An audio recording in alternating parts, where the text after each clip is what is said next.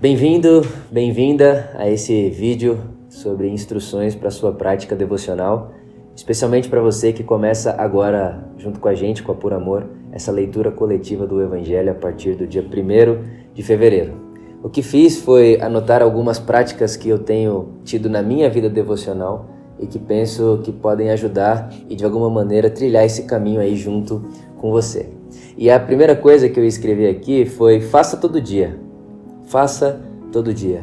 Eu sei que, parece óbvio, mas se a gente consegue tatuar nossa alma com esse desejo de praticar devocional, oração, estar diante de Jesus todos os dias, a nossa vida pode ser completamente transformada. E se a gente não colocar esse objetivo de fazer todo dia, esse desejo e essa motivação, essa expectativa de fazer a devocional vai se esfriando. É como se o nosso desejo fosse uma chama e essa chama precisa de lenha. E fazer todo dia é fazer a manutenção dessa chama, dessa vontade e desse nosso desejo por Deus. Então, primeira instrução, faça todo dia. A segunda instrução, para facilitar a primeira, seria: coloque na agenda. Coloque na agenda.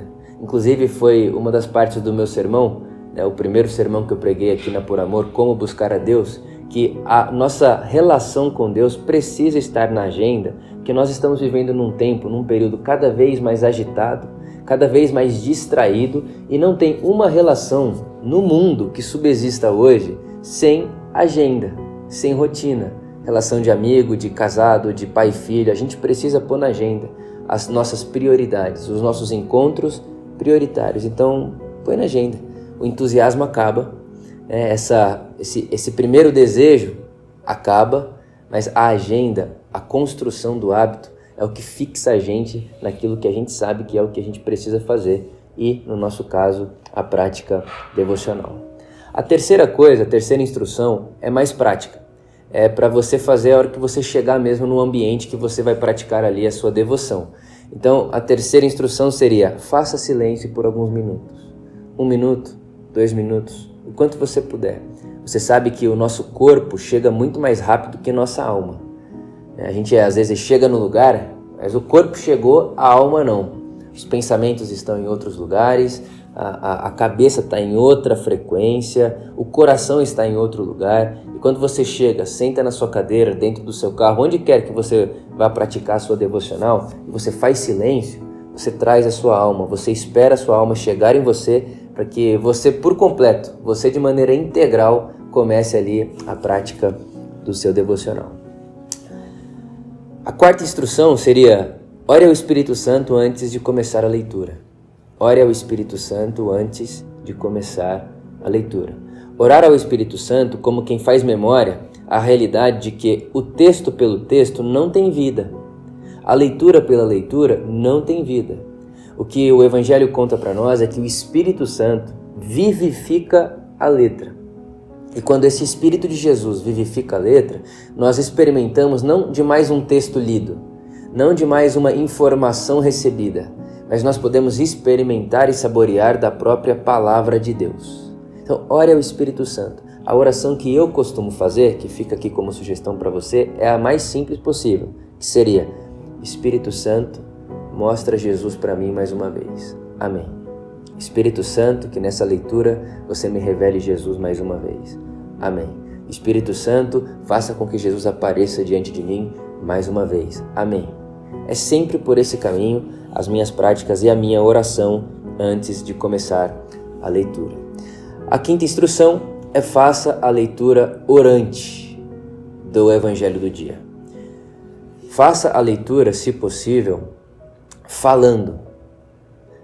Quando você lê falando, quando você lê em voz alta, quando você lê se ouvindo, a leitura fica mais atenta, a leitura fica mais pausada e você tem mais capacidade imaginativa enquanto lê e fala aquilo que está acontecendo no texto. Então, faça a leitura orante. Então, se você está fazendo o seu devocional a partir do documento aqui da Por Amor, da leitura coletiva do Evangelho na comunidade Por Amor, o texto é muito pequeno, são poucos versículos, justamente para a gente ler devagar, ler com voz alta e deixar a nossa capacidade de imaginação fluir, que seria o meu sexto conselho, minha sexta instrução para você. Use a sua imaginação. Veja o cenário que você está lendo. Sabe, a pessoa começa a ler e lê lá, porque Deus amou o mundo de tal maneira, já sei esse texto, já vou pro próximo, porque já sabe de cor o versículo, e vai acelerado, e leva a agitação do dia a dia na sociedade que a gente vive para a sua devocional. Não faça isso. Na verdade, o que a gente precisa fazer é o exato oposto. É criar o ritmo da nossa vida na devocional. Calma, respira, lê devagar, deixa a imaginação fluir. E aí você leva esse jeito de ver a vida e as coisas para a sociedade agitada, não ao contrário. Então, quando você ora ao Espírito Santo, faz a leitura orante, lê em voz alta e usa a sua imaginação, você tem um caminho mais fácil para acalmar-se, ficar calmo, baixar a tensão, baixar a frequência. Usa a imaginação para ver os cenários, sentir os cheiros, imaginar os sons. Na leitura aí, teve uma vez que eu me lembro que eu estava meditando em João capítulo 11, quando Marta e Maria querem avisar a Jesus que Lázaro está doente, E aí elas chamam uma pessoa ali que na época era como se fosse um carteiro, e elas entregam um bilhete para esse carteiro dizendo: Jesus, Lázaro, a quem tu amas, está enfermo. E eu lembro que enquanto eu li aquela cena, eu comecei a chorar muito, porque eu comecei a me imaginar escrevendo uma carta a Jesus, e me veio uma pergunta no coração: Vitor, o que você escreveria para Jesus ler hoje? Qual seria a carta do Vitor escrita para Jesus, para esse carteiro do texto levar lá para Jesus ler? E aquilo foi emocionante para mim. E se eu estivesse lendo de maneira corrida, de maneira silenciosa, distraído, eu só passaria despercebido, porque João 11 eu já li 1 milhão de vezes na minha vida. Então, lê devagar, lê com voz alta, orar antes de ler e deixar a minha imaginação no texto faz com que a gente tenha experiências que a agitação não dá conta de nos promover.